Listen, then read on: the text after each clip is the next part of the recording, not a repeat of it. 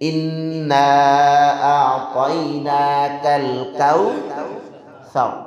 নবী আলাইহিস সালাতুস সালাম এই সূরাটা যখন মক্কায় ছিলেন নবীজি, তখন নবীজির উপর এই সূরাটা নাজিল হয়েছে। প্রথম কাজ হইল সূরাটা কখন নাজিল হইল। নবী আলাইহিস সালাতুস সালামের জীবনটা দুই ভাগে বিভক্ত ভাই। কয় ভাগে? দুই ভাগে। একটা হলো মক্কি জিন্দেগি আর একটা মাদানী জিন্দেগি। মক্কি জিন্দেগিতে উনি কিছুদিন সময় ছিলেন, পরে মদিনায় চলে গিয়েছেন। তো অবস্থানের দিক থেকে নবীজির জীবনটা দুই ভাগে বিভক্ত। কিছু সূরা, কিছু আয়াত এটা যখন মক্কায় ছিলেন তখন নাজিল হয়েছে।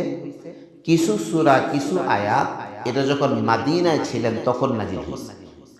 যেই সূরা, যেই আয়াত মক্কায় থাকা অবস্থায় নাজিল হয়েছে, ওই সূরা, ওই আয়াতকে মাক্কি সূরা বলে। কি সূরা বলে? কোরআনে মাজিদের উপরে লেখাও আছে। আবার যেই সূরা, যেই আয়াত মদিনায় থাকা অবস্থায় নাজিল হয়েছে, ওই সূরা, ওই আয়াতকে মাদানী বলে। কি বলে ভাই? মাদানী বলে। আমাদের অনেক বুজুর্গানে দিনও আছেন, মক্কায় থাকেন তো ওনাকে মক্কি বলে, মাদানী থাকেন তো ওনাকে মাদানী বলে। মক্কি এবং মাদানী সূরার একটা মৌলিক পার্থক্য আছে। সহজ কথা, মৌলিক পার্থক্য হইল সাধারণত মক্কি সূরাগুলোর মধ্যে আখিরাতের আলোচনা, তাওহীদের আলোচনা, ভয়ের আলোচনা, নবী আলাইহিস সালাতুস সালামকে তাসাল্লি, সান্ত্বনার আলোচনা, এগুলো বেশি। এটা মাক্কি জীবনে। কোন জীবনে? মক্কায় থাকা অবস্থায় যে সূরাগুলোতে আসছে, সাধারণত ওই সূরাগুলোতে আখিরাত সম্পর্কে আলোচনা, আল্লাহর একত্ববাদ সম্পর্কে আলোচনা, নবীজিকে তাসাল্লি, সান্ত্বনা দেওয়ার আলোচনা, এই সংক্রান্ত আলোচনাগুলো বেশি প্রাধান্য পায়। পক্ষান্তরে মাদানী জীবনে নবীজি যখন মদিনায় ছিলেন তখন বিধানাবলী সংক্রান্ত আলোচনা বেশি প্রাধান্য পায়। এটা সাধারণত, ডিফারেন্ট আছে, ব্যতিক্রম আছে। নবী আলাইহিস সালাতুস সালাম যখন মক্কায় ছিলেন তখন নবী আলাইহিস সালাতুস সালামের উপর যত সূরা আল্লাহ পাক নাজিল করছেন, এর মধ্যে অন্যতম একটা সূরা হলো সূরাতুল কাউসার। সূরাটা 3টা আয়াত বিশিষ্ট। কয়টা আয়াত ভাই? 3টা আয়াত বিশিষ্ট সূরা। আল্লাহ জাল্লা জালালুহু আম্মা নাওয়ালুহু এই সূরা একটা বিশেষ কারণে নাজিল করছেন। কোরআনে কারীমের সব আয়াতের শানে নুজুল নাই, মানে সব আয়াতের আয়াত নাজিল হওয়ার প্রেক্ষাপট নাই। এই সূরার নাজিল হওয়ার একটা বিশেষ প্রেক্ষাপট আছে।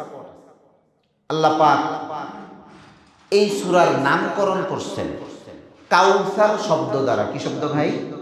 সবাই বলি কি শব্দ? কাউসার। সা সা কাউসার। কাউসার এই শব্দটা সূরাতুল কাউসারের ভিতরেই আছে। ইন্না আ'তাইনাকাল কাউসার।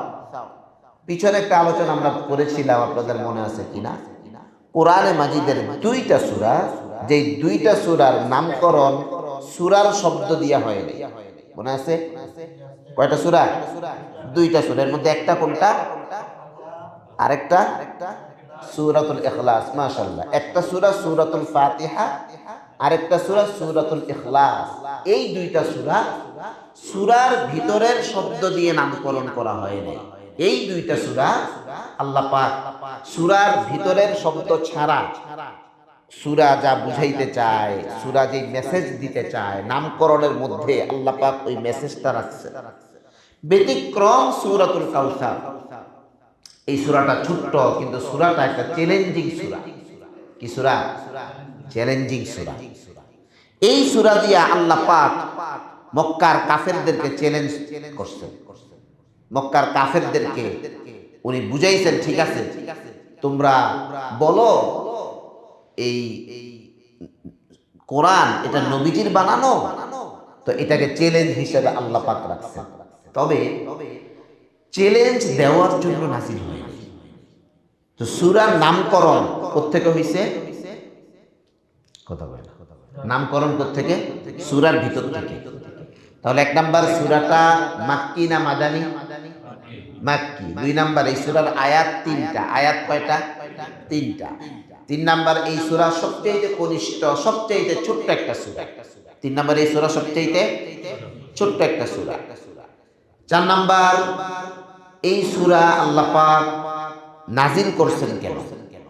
এই সূরাটা নবী আলাইহিস সালাতু সাল্লামকে কেন দিয়েছেন? দেখেন, যখন মক্কায় ছিলেন নবীজির তো একটা পারিবারিক জীবন ছিল ভাই। কি জীবন ছিল? পারিবারিক জীবন ছিল। নবী আলাইহিস সালাতু সাল্লাম উনি বিয়ে শাদী করছেন, ওনার বাচ্চা কাচ্চা হইছে, ওনার খিদা লাগতো, উনি খাবার খাইতেন, ওনার ঘুম পাইতো, উনি ঘুমাসতেন। একজন হিউম্যান বিং এর যা কিছু নিডস সব কিছু নবী আলাইহিস সালাতু সাল্লামের জীবনে ছিল।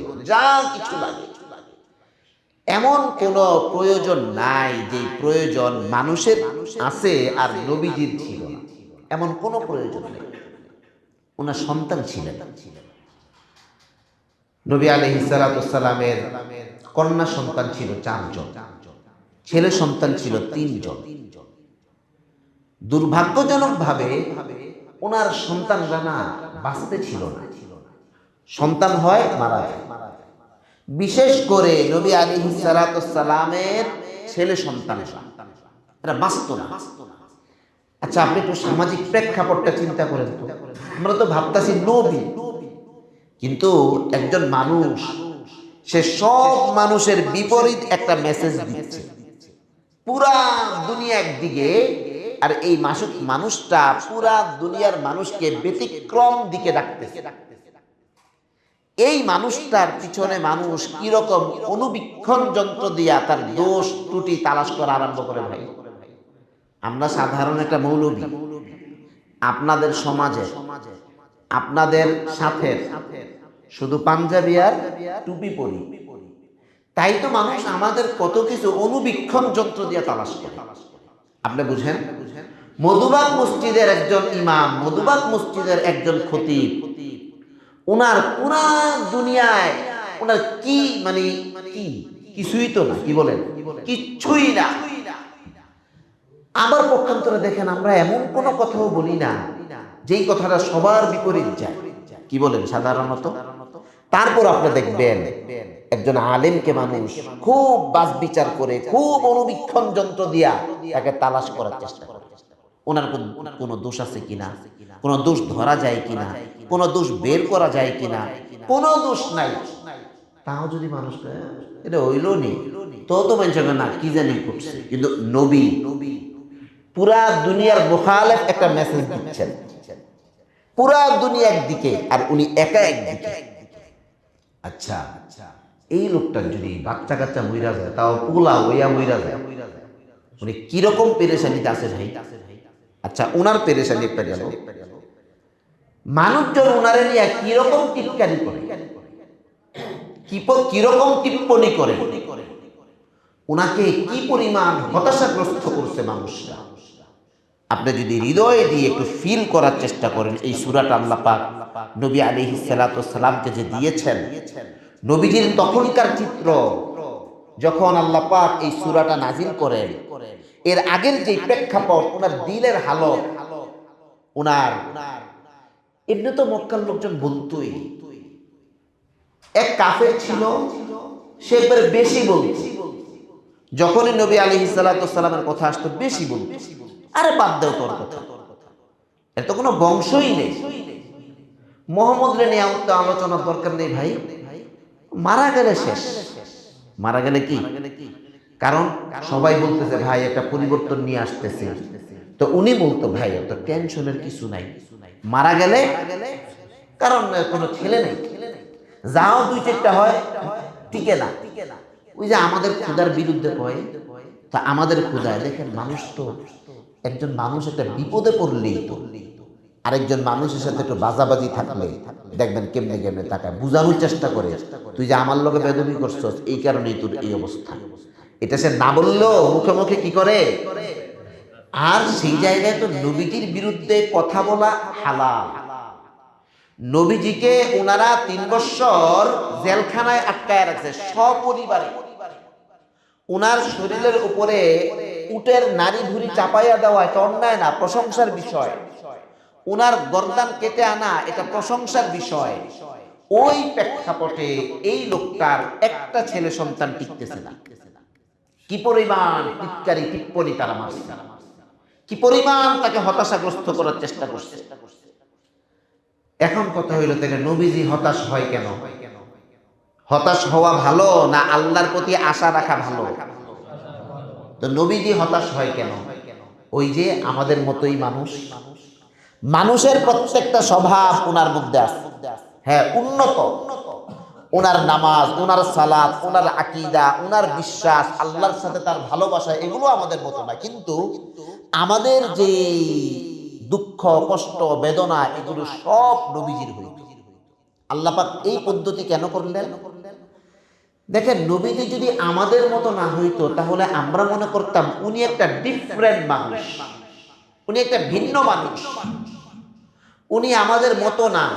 সুতরাং উনি যেই জীবন লিড করে, উনি যেই জীবনটা যাপন করে, ওই জীবনটা যাপন করা ওনার জন্যই সম্ভব, আমাদের জন্য কিনা সম্ভব না। দেখবেন এখন আমরা বলি না ভাই আগের দিনে হইছে, এগুলো এখনকার যুগের কিনা। এই জন্য আল্লাহ পাক উনাকে মানুষের প্রত্যেকটা সিফাত, প্রত্যেকটা বৈশিষ্ট্য উনাকে দান করছেন। তো ওই এক কাফের, সে বড় বেশি বলবে, আরে বাদ দেও তোমার কথা, তোমরা এত টেনশন, এত মিটিং এর দরকার? 50-60 বছর বাঁচবে একটা মানুষের কয়দিন বাঁচে? মারা গেল তো বাস, কেল্লা ফতে, বাদ দাও, পরে নিয়ে তো টেনশনের দরকার নেই। আবু লাহাব, নবীজির ছেলে কাসিম যখন মারা যান, আবু লাহাব তখন রাত্রে সুসংবাদ দেওয়ার জন্য বাজারে চলে গেছে। কিরে খুশি ভাই? বাজারে গিয়ে বলতে, শুনছ শুনছ, মোহাম্মদ তো পুরাপুরি নির্বংশ হয়ে গেছে, আর কেউ বাকি নাই তার আলোচনা করার, তার মৃত্যুর পরে আর কেউ কি নাই। দেখেন, একদিকে ওনার ছেলেটা মারা গেছে, আরেকদিকে ওনার প্রচন্ড দুশ্মন, সে বাজারে গিয়া ঢোল পিটাচ্ছে, বাড়িতে গিয়া গিয়া মাইকিং করতেছে। রমজান মাসে যেরকম মাইকিং হয়, সেহরি খাওয়ার সময় শেষ, তাড়াতাড়ি খান। এক মুয়াজ্জিন বলছিল না, খাইলে খান, না খাইলে না খান, আজান দিয়ে দিলাম। এখন উনি এরকম গিয়ে গিয়া ঘুরে ঘুরে ঘুরে ঘুরে বলতেছে, ওনাকে মানার দরকার নাই, ওনার শেষ সম্বল আজকে রাতে এই ছেলেটাও মারা গেছে। আল্লাহ পাক নবীজির ছেলে সন্তান কেন জীবিত রাখলেন না? ভাই একটা বিষয় না এটা? কি রে ভাই, কোন ছেলে সন্তান জীবিত রাখলেন না কেন? ওনারা কষ্ট দিচ্ছে, এটা তো ঠিক আছে, কষ্ট, ওনাদের ব্যথা, ওনাদের মানে হতাশাগ্রস্ত করা, এগুলো একটা জায়গা। পক্ষান্তর আরেকটা জায়গা, আল্লাহ পাকের কোনো কাজ এটা তো ওনার হিকমতের বাহিরে না, কারণের বাহিরে না।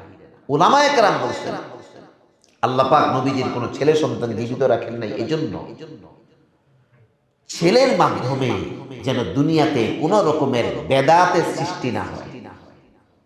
দেখেন, সাধারণত ওনার দুইটা নাতি, হাসান আর হুসাইন রাদিয়াল্লাহু তাআলা, ছেলের ঘরের না মেয়ের ঘরের?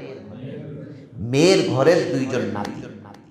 এই দুইজন নাতি ওনার আহলে বাইত, ওনার পরিবারের লোকজনের কিছু কিছু এক্সট্রা মর্যাদা এখনো পর্যন্ত। নবীজির পরিবারের লোকজনের এক্সট্রা মর্যাদার একটা, ওনারা নামাজ পড়লে বেশি সওয়াব এমন না, ওনারা রোজা রাখলে বেশি সওয়াব এমন না। এক্সট্রা একটা মর্যাদা হইল, ওনারা স্বাভাবিক যাকাত গ্রহণ করতে পারেন না। ধরেন আপনাদের মধ্যে কেউ আছেন 100 কোটি টাকার মালিক, আপনি যাকাত খাইতে পারবেন না? পারবেন না? পারবেন না। কোনো কারণে আগামীকালকে আপনার 100 কোটি টাকা শেষ হয়ে গেছে, এখন খাইতে পারবেন। যাকাত খাওয়া এটা স্থানকাল পাত্র বিশেষ চেঞ্জ হয়ে যায়।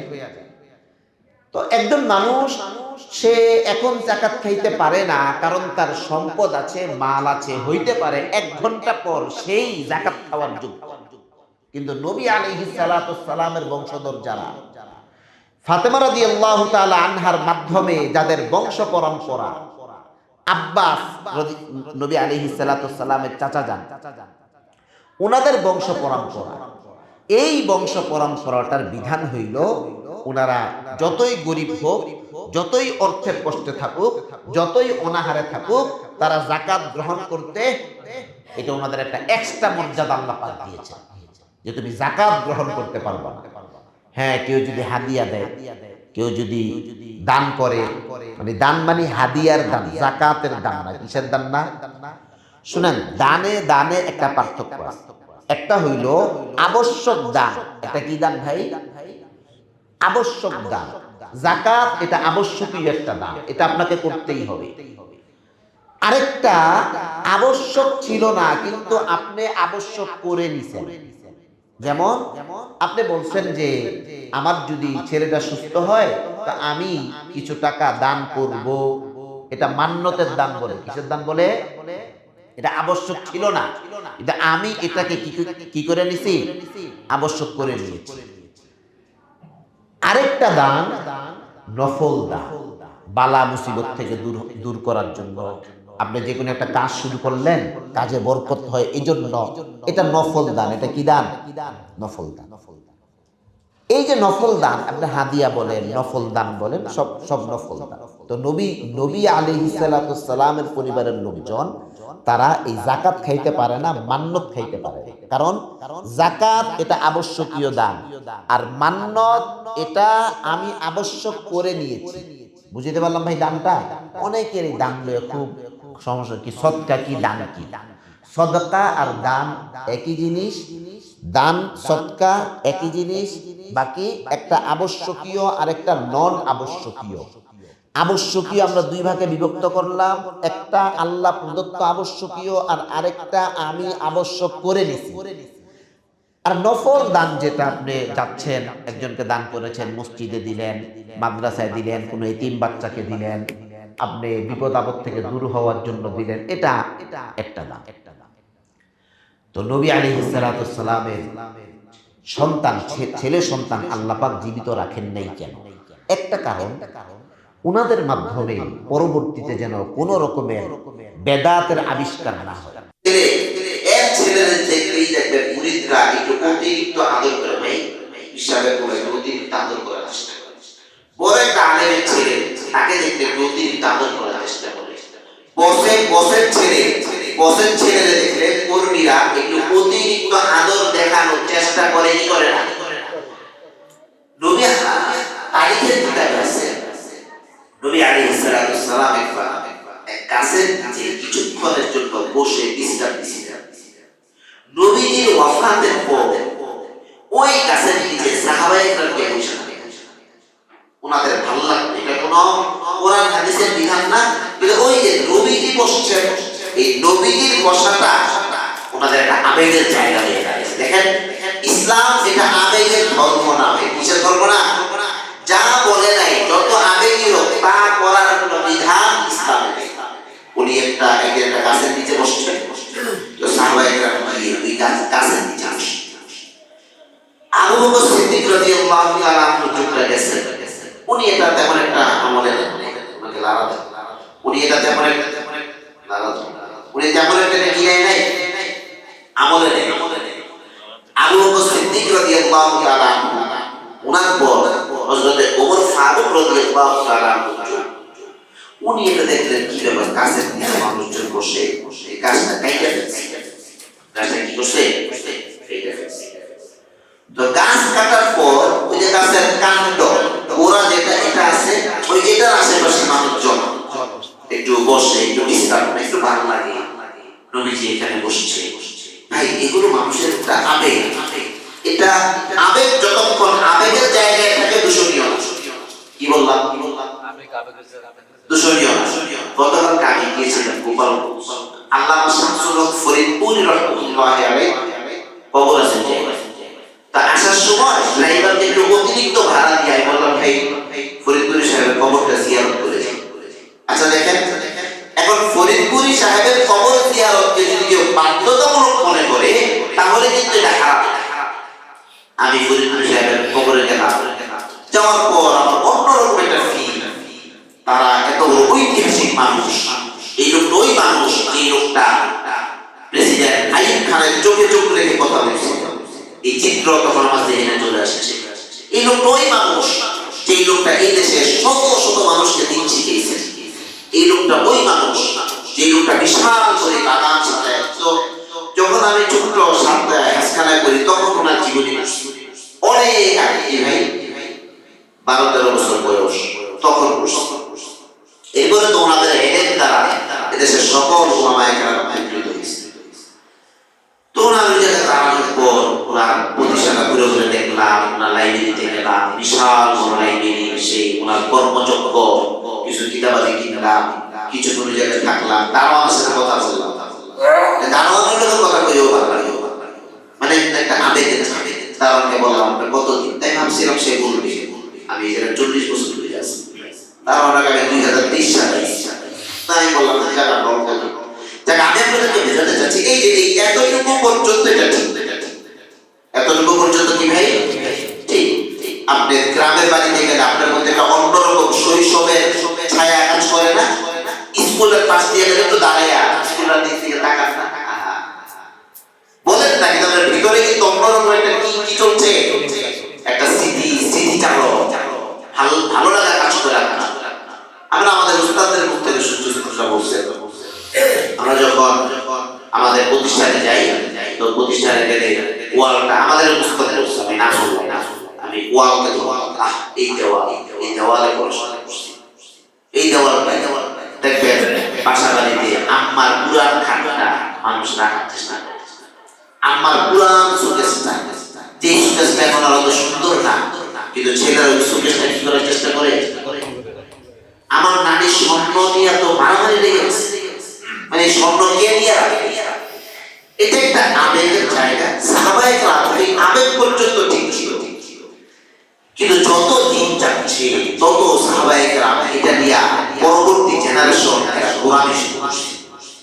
ওমর ফারুক রাদিয়াল্লাহু তাআলা বলেন না, গোলামি তো করতে যাওয়া যাবে না, গাছ কাটার পর মানুষের স্বভাব আল ইনসান হারিসুন ফিমা মুনিয়া, যেটা নিষেধ করবেন আরো বেশি আকর্ষণ করে, কি জানি আছে মানুষকে আরো বেশি। এরপর ওমর রাদিয়াল্লাহু তাআলা গাছের গোড়া শিকড় উপরে এখন গর্ত হয়েছে না ভিতরে, এই গর্তের ভিতরে গিয়ে মানুষ ভালো না। ওমর রাদিয়াল্লাহু তাআলা এই গর্ত মাটিটাকে ভরাট করে এখানে একটা ঘর বানায় দিয়েছে, যে কোন রকমের ফেতনা ফাসাদ সৃষ্টি না। এখনো যে সকল হাজী সাহেবরা জানেন তারা মক্কা মদিনায় গেলে ওই ঘরের সামনে বলিয়া থামেন, দাঁড়ান, এই জায়গায় নবীজি বসছিলেন একবার। আপনি দেখেন যে মানুষটার একটা বসাকে কেন্দ্র নিয়া মানুষের মধ্যে এই পরিমাণ আবেগ কাজ করে, ওই মানুষটার কোমা মানুষ তো এটাকে কি যে করবে।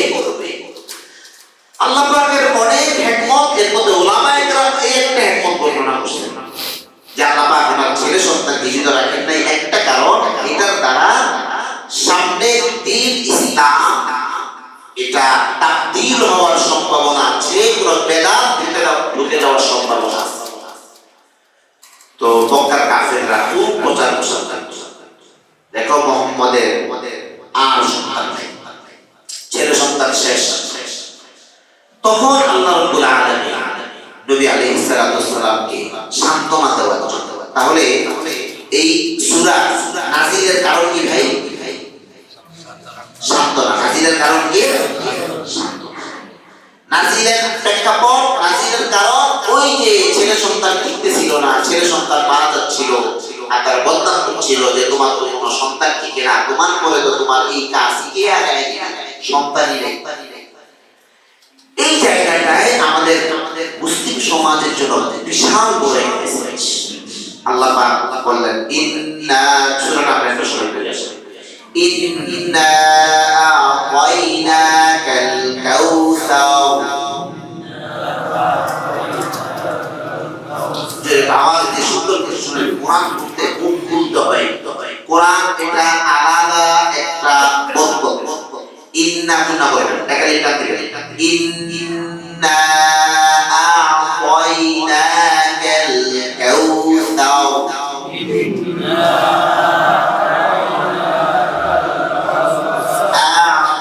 আ'তাইনাকাল কাউসার।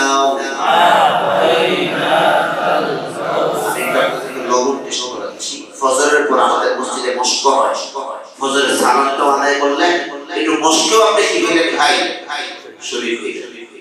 ফাসাল্লি লিরাব্বিকা ওয়ানহার, ফাসাল্লি লিরাব্বিকা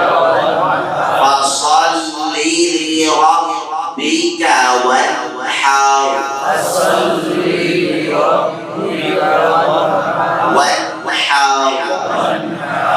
ওয়ান একবার থামাই দিন, একটা আওয়াজ চালু, ওয়ানহার, এটাকে গুণা বলেন, এটাকে তাওয়াসসুল বলে, বলে ওয়ানহার, ইন্না শাআকা হুয়াল আবতার, ইন্না শাআকা হুয়াল আবতার, ইন্না টানতেছে, ইন্না টানতে, ইন্না না না শাআকা হুয়াল আবতার, ইন্না শাআকা হুয়াল আবতার।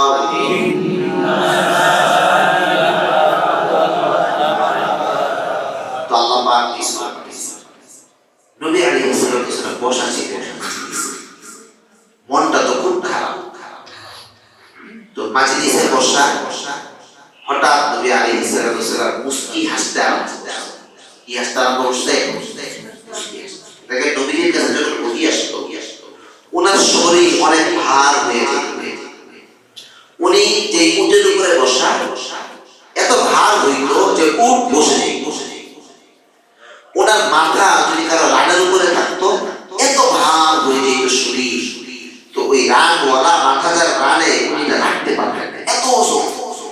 তো বুঝায় একটা মানুষের উপরে যখন এত ওজন চলে আসে, মানুষটার কেমন লাগে? এটা কিন্তু একটা কষ্টের জায়গা।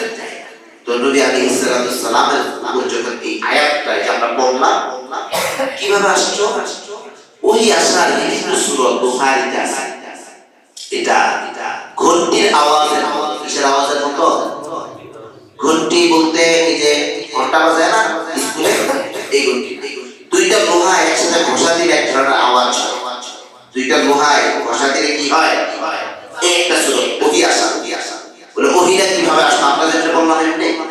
আরেকটা হলো চড়ুই পাখির আওয়াজ যেমন হয় এরকম আওয়াজ। আরেকটা হলো যে আমরা যেরকম বললাম এরকম। তো নবী আলাইহিস সালামের কাছে যখন ওহি আসছে, আসার পর নবী আলাইহিস সালাম হাসছে, আনন্দিত, খুশি। ইয়া রাসূলুল্লাহ, কি হইছে? নবী আলাইহিস সালাম বলছেন, দেখো আল্লাহ পাক আমাকে কাউসার দান করেছেন। যেটা বলে কি দান করেছেন? আচ্ছা, কাউসার কাকে বলে আমরা বলবো? তো নবীজি বললেন যে দেখো আল্লাহ পাক আমাকে, আমার যে কোনো ছেলে নাই, একটা মেয়ে, সবই মারা গেছে, ওরা বদনাম করে, আল্লাহ পাক আমাকে একটা কাউসার দিয়েছেন। কাউসার দেখেন, এখানে একটা জিনিস বুঝার, নবী আলাইহিস আয়াতের প্রত্যেকটা শব্দে শব্দে তো আমরা আলোচনা করবই। নবী আলাইহিস সালামকে আল্লাহ পাক সান্ত্বনা দেওয়ার জন্য সান্ত্বনা দিচ্ছেন তাকে, এই লোকটা মনে মনে একটু খারাপ লাগে, একটু কষ্ট পাচ্ছে। আরে মানুষ বলে আমার তো ছেলে নেই। তো আল্লাহ পাক নবীজির কি নাই এটা ওনার সামনে ফোকাস করেন। নবীজির কি আছে ওইটা ওনার সামনে কি করছেন? ফোকাস করছেন। ইয়া রাসূলুল্লাহ, আপনার ছেলে নাই, আপনার আছে কি? আজকের দুনিয়ায় যত মানুষের মধ্যে হতাশা কাজ করে, একজন মানুষ পরীক্ষায় 2টা সাবজেক্টে A+ পায় নাই, 6টাই তো পাইছো। কয়টাই পাইছো? তো তুমি এই জায়গায় ফোকাস রাখো। তুমি ফোকাস করতেছো 2টা পাই নাই। একজন মানুষের 3টা সন্তান, একটা সন্তান বিপদগামী, 2টা তো ভালো আছে, আপনি এখানে ফোকাস রাখেন। একজন মানুষের তখন আল্লাহর প্রতি কৃতজ্ঞতা জ্ঞাপন হয় যখন মানুষের ফোকাস সঠিক জায়গায়। ফোকাস যখন সঠিক জায়গা থেকে বিচ্যুত হয়ে যায়, তখন ওই মানুষটা যতই বড় হয়, ওই মানুষের মধ্যে হতাশা কাজ করে, তার মধ্যে আশাহীনতা কাজ করে। মানুষ যখন বড় কোনো আশা করে আর ওই আশাটা বাস্তবায়ন না হয় তখন ওই মানুষটা আশাহত হয়। মানুষটা কি হয় ভাই? আশাহত। আল্লাহ পাক নবী আলাইহিস সালাতু ওয়াস সালামকে বললেন, ইন্না আতাইনাকাল কাউসার। আপনার ছেলে নাই, মেয়ে নাই, কোনো আলোচনা নাই, কি আছে? ফোকাসটা কোথায় থাকবে? দুই নাম্বার দেখেন, আল্লাহ পাক নবীজিকে বলছেন, ইয়া রাসূলুল্লাহ, ওরা বলে আপনার পর আপনার কাছে কে চালায় দিবে? তো ওরা বলে আপনার প্রজন্ম নাকি নাই। প্রজন্ম না থাকলে হয়তো আপনার দুইটা ক্ষতি হবে। এক নাম্বার ক্ষতি, এই নবুয়তি কাজ, নবীওয়ালা কাজ, এই কাজ বন্ধ হয়ে যাবে, স্টপ। দুই নাম্বার ক্ষতি, দুনিয়ার মানুষ যেটা মনে করে আমার পর আমার বংশ পরম্পরা কিভাবে চালু থাকবে। এই যে একটা গোলামি, এই যে একটা অপকালচার, অপসংস্কৃতি, এটাকে আল্লাহ পাক কঠিনভাবে উঠারাঘাত করেছেন। আবু বকর সিদ্দিক রাদিয়াল্লাহু তাআলা আনহু, ওনার ছেলের নাম কি?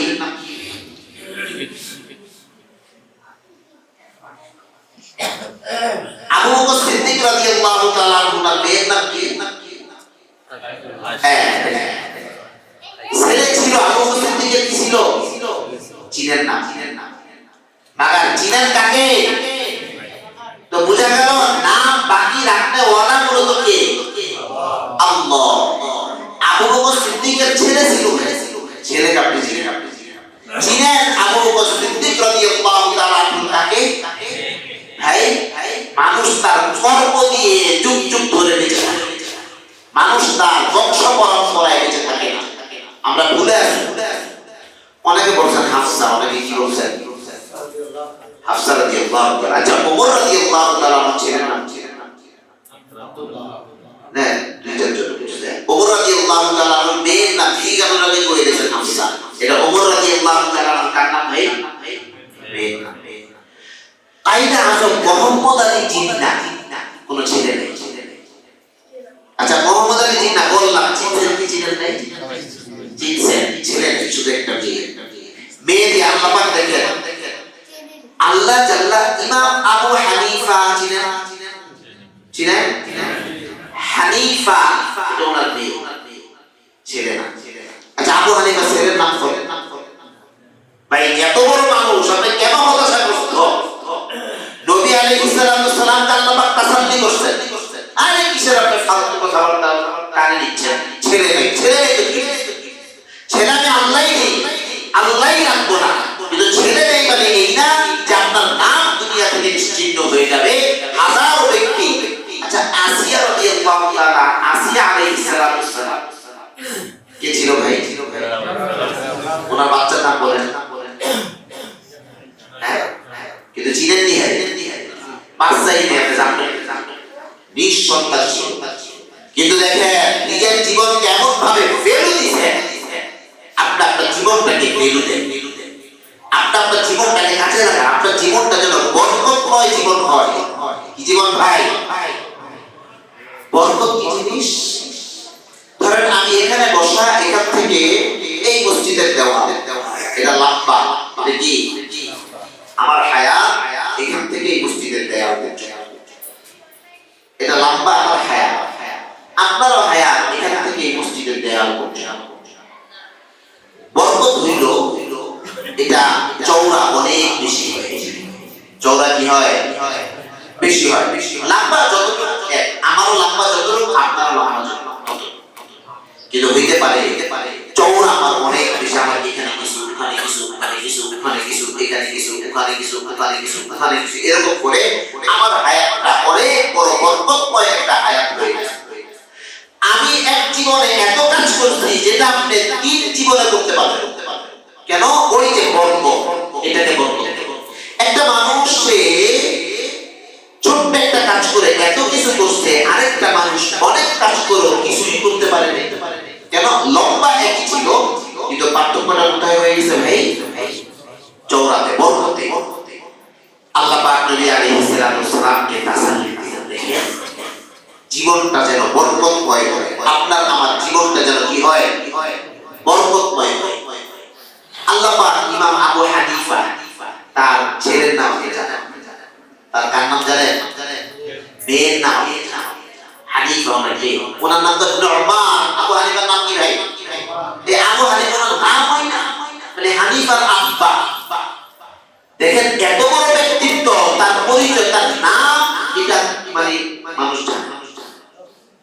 ইমাম আবু হানিফার নাম নুরমান। আমি বলার আগে কই ধরে জানতে পারি, কিন্তু ওনার মেয়ের নাম ইমাম মুহাম্মদ রাহমাতুল্লাহি আলাইহি দুইজন মেয়ে ছিল। আমাদের বর্তমান সমাজে অনেকে মেয়ে বাচ্চার পিছনে খরচ করতে চায়। মাইয়া মানুষের দুই দিন বিয়ে আসে কোন রকম চলবে। আপনি ভুলে আছেন, আপনি আপনার মেয়ে বাচ্চাটাকে আপনি দেখেন সন্তান নিয়ে অহংকার, সন্তানকে সাকসেস বানানোর জন্য দুইটা কারণ লাগে। এক নাম্বার, আপনার নিয়তটা যেন সহি হয়। নিয়তটা কি হয়? আপনার মেয়ে সন্তান তাকে আপনি সাকসেসফুল করতে চান, তা এক নাম্বার আপনার নিয়তটা সহি করে। এক নাম্বার। ইমাম মুহাম্মদ রাহমাতুল্লাহি আলাইহি ওনার দুইজন মেয়ে ছিল। দেখেন এত জ্ঞানী, এত জ্ঞানী। ইমাম মুহাম্মদ যখন হাজার হাজার ছাত্রকে পড়াইতেন, ইমাম মুহাম্মদ রাহমাতুল্লাহি আলাইহি দুই মেয়ে ইমাম মুহাম্মদ রাহমাতুল্লাহি আলাইহি পিছনে বসতেন। আমি বসা, পিছনে পর্দা আছে, পিছনে বড় লাঠি ছিল। ছেলেরা পড়ায় কোথাও ভুল করলে ইমাম মুহাম্মদের দুই মেয়ে পিছন থেকে লাঠি দিয়ে বাড়ি দিয়ে। দেখেন এই কাজ ওনার ছেলে করে, কাজ কে করছে ভাই? ওনার মেয়ে। কালী তৈয়ব সাহেব রাহমাতুল্লাহি আলাইহি দারুল উলুম দেওবন্দ, পুরা পৃথিবীতে যতগুলো বিশ্ববিদ্যালয়, এর মধ্যে হক এবং সহিহ তরিকায় বিশ্ববিদ্যালয় দারুল উলুম দেওবন্দ, এটা এক নাম্বার ক্যাটাগরি। এখানকার 50 বছর প্রিন্সিপালের নাম কারি তৈয়ব। প্রিন্সিপালের নাম কি ভাই? মানে তৈয়ব, কারি বাদ উপাধি তৈয়ব। তৈয়ব সাহেব বলছেন, আমি মেশকাত শরীফ, অর্থাৎ একটা ছেলে মাদ্রাসা লাইনে 11 বছর লেখাপড়া করার পর তার মেশকাত এই কিতাবটা পড়ার যোগ্যতা হয়। এটা কি ছোট না বড় জিনিস? 11 বছর পড়ার পর তার মেশকাত পড়ার কি হয়? যে বাবা এটা তো মেশকাত শরীফ পড়ার যোগ্যতা হইছে। কারি তৈয়ব সাহেব বলছেন, আমি মেশকাত শরীফ আমার নানির কাছে পড়ছি। কার কাছে? নানির কাছে। সেই জায়গায় আমরা আমাদের মেয়ে সন্তান অনেকে মনের খরচ করতে চান না, কোন রকম নিয়ত করছে বিয়ে সাথে দিয়ে দিব কাজ ভাই। এক নাম্বার, আপনি আপনার মেয়ে সন্তানটার যত্ন নেন। এটা ভাবার কারণ নাই যে আমার বংশ পরম্পরা শুধু ছেড়ে দিয়েই জীবিত থাকবে। মেয়ে সন্তান নিয়ত সহি রেখে মেয়ে সন্তানটার পরিচর্যা করে। নিয়ত সহি রাখবে, কি লাগবে? নিয়ত সহি বলতে ধরেন আপনি নিয়ত করছেন আমি মেয়েটাকে ডাক্তার বানাবো। হ্যাঁ বানান, নিয়ত কেন বানাই? একটা হলো আমি আমার মেয়েটাকে ডাক্তার বানাবো, যে আমার মেয়েটাকে আমি টাকা উৎপাদনের মেশিন বানাইছি, এটা একটা। আর আরেকটা হলো পৃথিবীতে এখনো অনেক হসপিটাল আছে যে হসপিটালে মেয়েদের সিজার পুরুষ ডাক্তার আছে না নেই? কেন? পর্যাপ্ত পরিমাণ মহিলা ডাক্তার না থাকার কারণে। আমি আমার মেয়েটাকে ডাক্তার বানাবো এই উদ্দেশ্যে যে আমার মেয়ে ডাক্তার হওয়ার পর কোন মুসলিম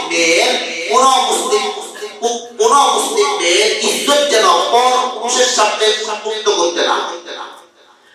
বর্তমান পৃথিবীর শ্রেষ্ঠ একজন নিউরোলজিস্ট ডক্টর আফিয়া সিদ্দিকা, নাকি বর্তমান বিশ্বের শ্রেষ্ঠ নিউরোলজিস্টের নাম ডক্টর আফিয়া সিদ্দিকা, একটা মেয়ে। এত বড় ব্রেনের বিজ্ঞানী, আমেরিকার ঘুম বাহিনী এই মহিলাকে ঘুম করে দিচ্ছে। আর এরা তো লোক ধারণা কোন দুনিয়ার ভালো কাজ এমন কি হয় না?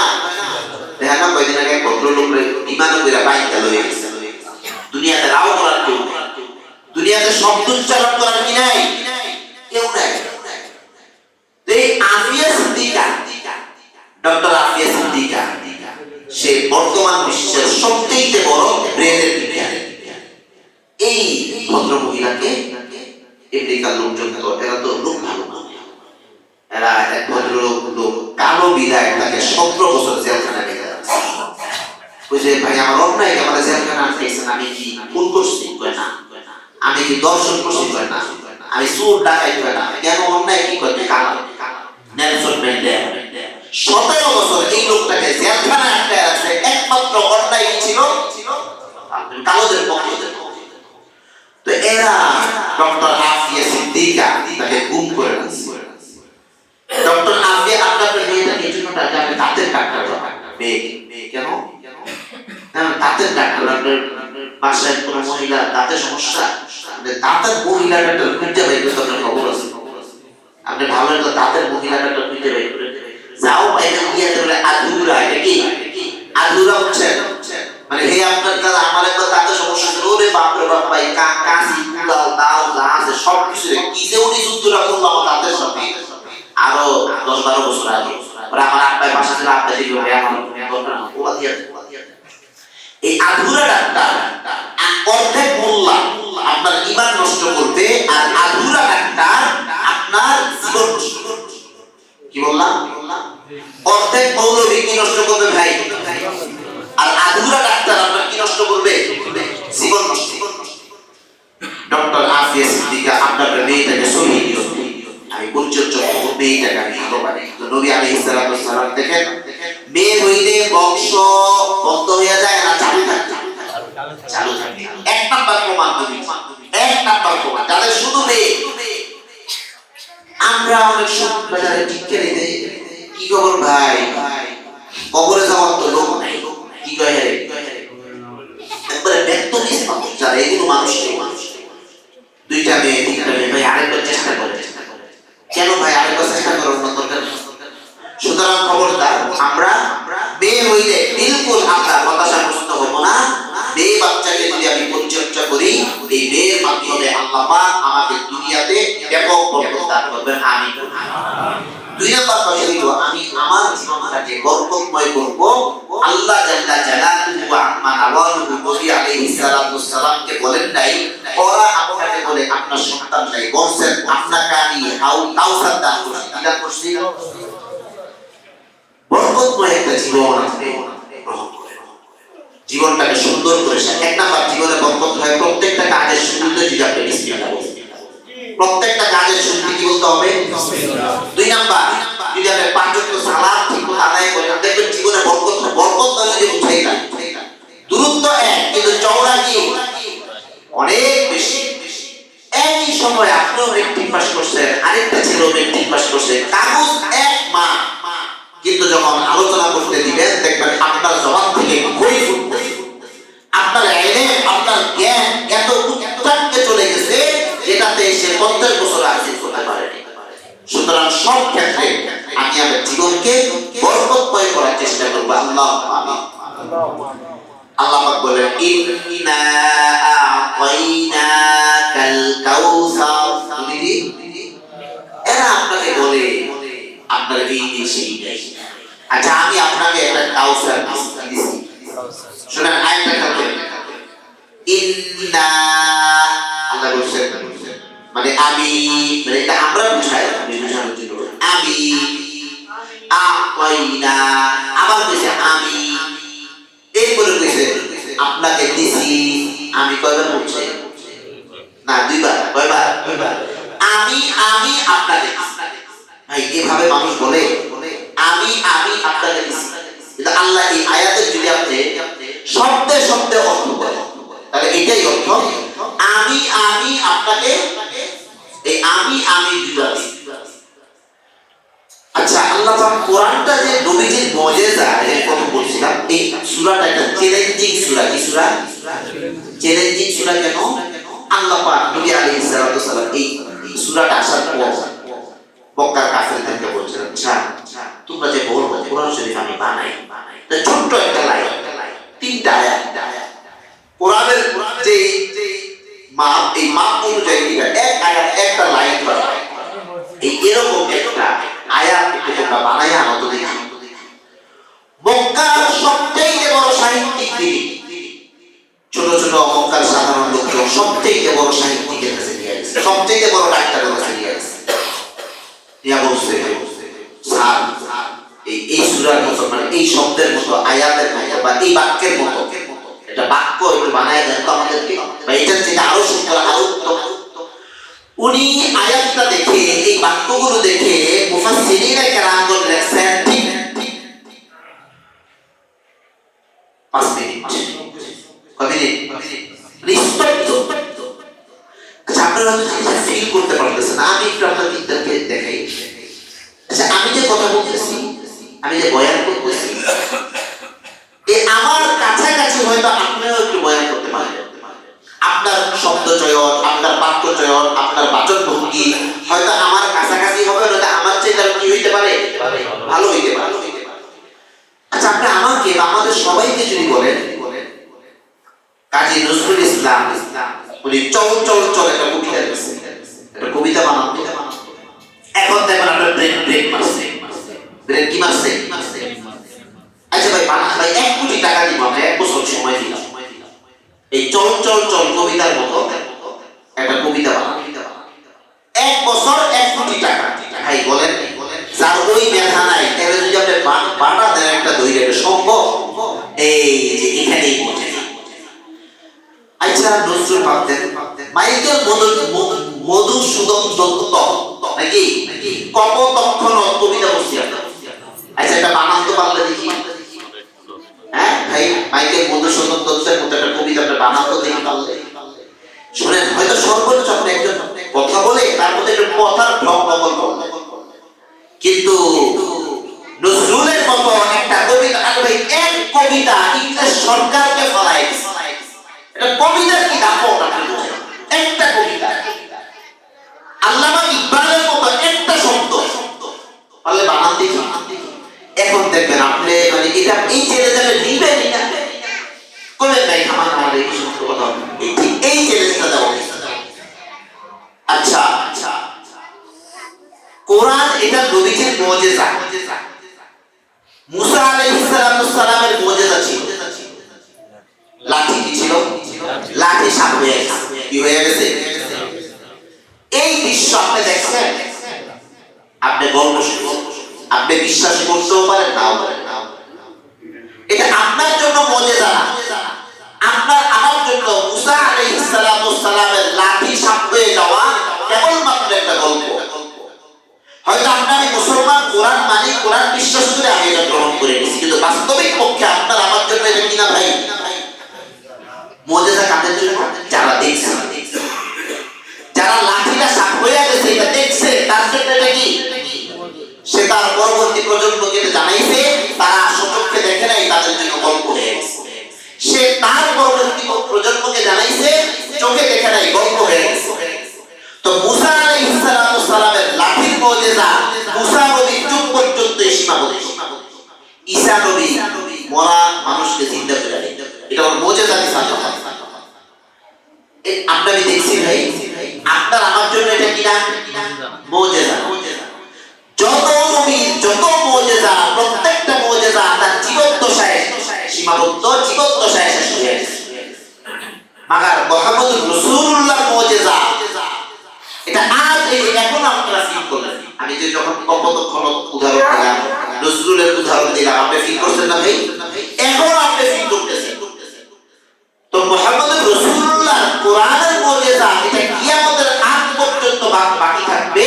আর সকল নবীর যত মুজিজা, নবী চলে গেছে তার মুজিজাটা গল্পে রূপান্তর হয়ে গেছে, আর মুহাম্মদুর রাসূলুল্লাহর কোরআনের মুজিজা কিয়ামতের আগ পর্যন্ত এটা বাকি থাকতেই থাকবে।